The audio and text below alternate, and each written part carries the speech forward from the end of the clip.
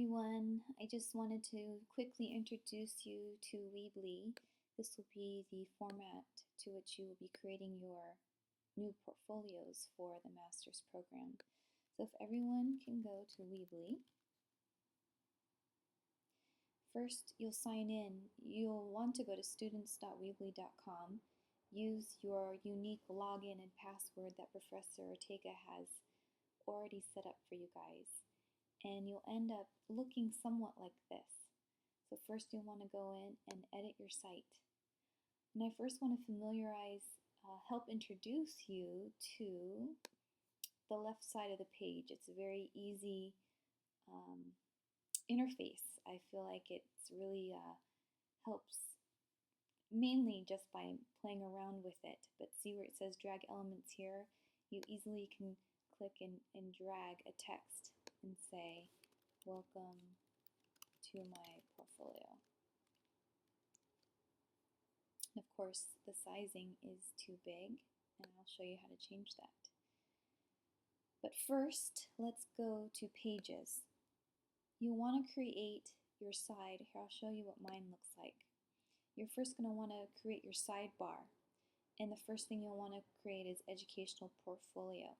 So if you go to your site, you'll add a page.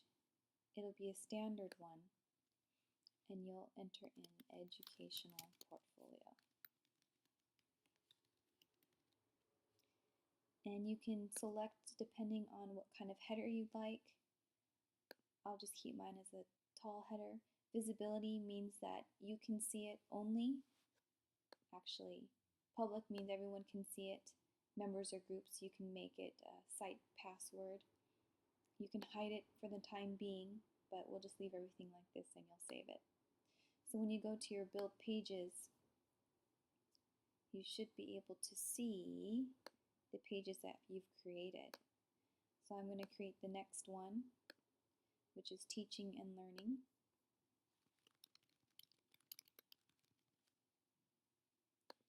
And then the third one is the master's project.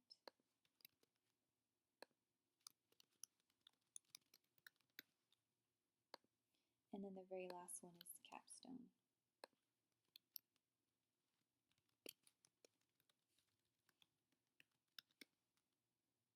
So yeah, like I was saying before, you can hide this in navigation if you'd like, or you can make it visible, and I'll show you what that all means.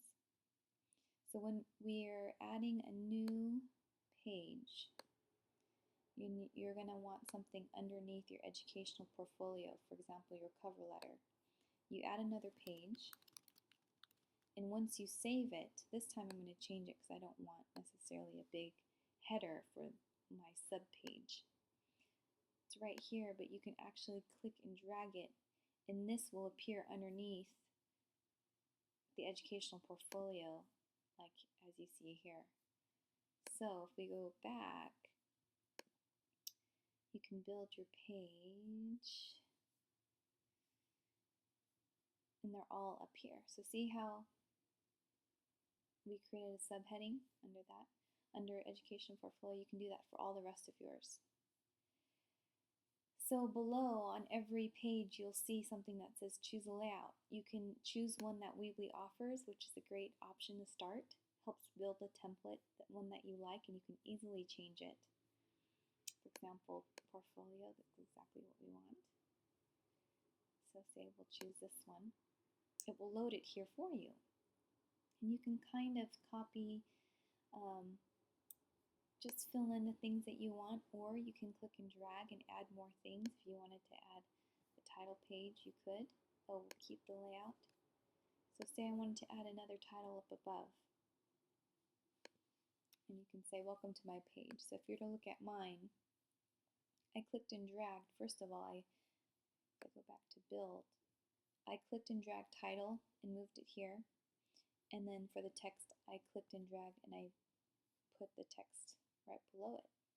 And I created a gallery so it'd be visually, I thought, more interesting. So you could select all these different options that I've uploaded onto my portfolio. Now, if you were to go to different headings, it'll take you to each of the different pages. And here I've created another gallery where I have included my teaching philosophy and diversity statement, dental hygiene program and curriculum, collaborative learning environment samples. So when you go to each of these, you'll be able to, let's go to the real one. I'll show you when, if you go to my real portfolio site that people can see, if I could click on biographical sketch and my biographical sketch pops up. So these are all the things that you'll be working on throughout the year, and you can slowly enter in and add things as you complete them in the program. There's a lot of different ways you can do this. It's however you want to organize it, but I tried to do it as logically as I thought possible. So for a PowerPoint presentation, you can even embed this into your portfolio. So it's all relatively pretty easy. You just kind of have to fiddle around with it. There's a lot of good tools on the side. There's dividers, spacers. You can add video if you'd like.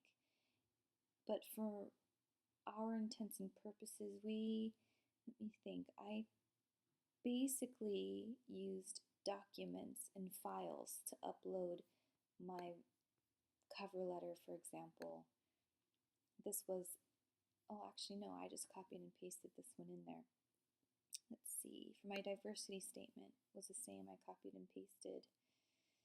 But for example, the dental hygiene program, your own customized program that you will be designing, as a project in class, we had to create it on Word, and so I was able to upload it as a file, and this is why you see this.